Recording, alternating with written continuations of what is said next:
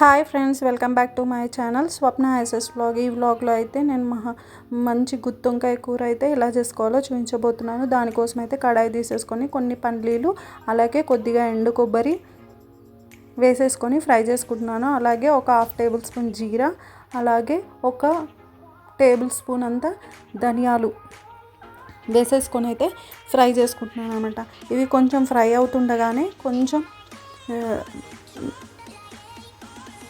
నువ్వులను అయితే వేసుకోవాలి. వేసుకొని బాగా ఫ్రై చేసుకోవాలి చిటపట్లాడుతుంటేనే. ఇవన్నీ మిక్సీలో వేసేసుకున్నాను. వేసుకున్న తర్వాత కొద్దిగా నానబెట్టిన చింతపండు, అలాగే కొద్దిగా పసుపు,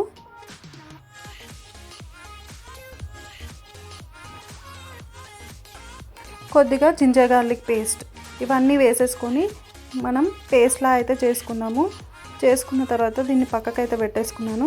ఇప్పుడు కడాయి తీసేసుకొని ఆయిల్ వేసుకున్నాను. నేను ముందుగానే వంకాయలను అయితే కట్ చేసి పెట్టుకున్నానంట, ఉప్పు నీళ్ళలో వేసి నల్లగా కాకుండా. ఇవన్నీ వంకాయలన్నీ ఆయిల్లో ఫ్రై చేసుకుంటున్నాను.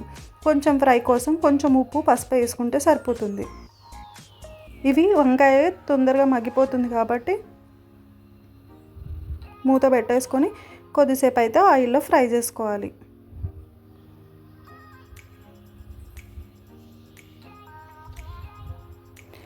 ఇలా అయితే కలిపేసుకున్న తర్వాత మూత పెట్టుకున్న తర్వాత చూడండి, మధ్య మధ్యలో కలుపుతూ ఉండాలి, లేదంటే ఒక సైడ్ కుక్ అవుతుంది, ఇంకొక సైడ్ కుక్ అవ్వదు అన్నమాట.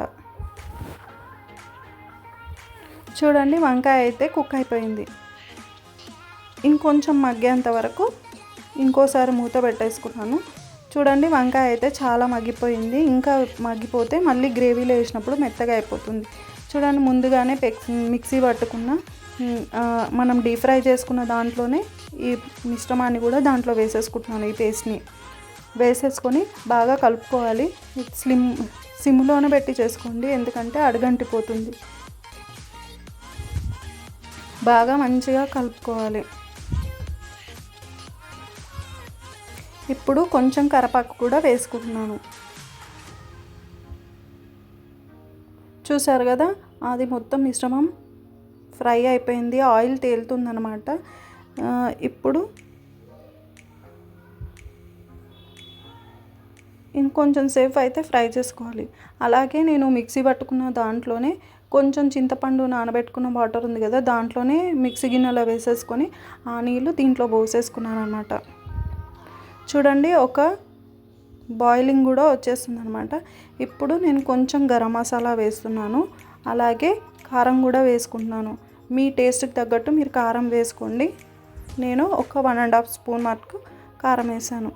చూడండి, ఆల్రెడీ బాయిల్ అయిపోయింది. ఒక 5 మినిట్స్ తర్వాత మనం ముందుగానే కుక్ చేసి పెట్టుకున్న వంకాయలను అయితే దీంట్లో వేసేస్తున్నాను.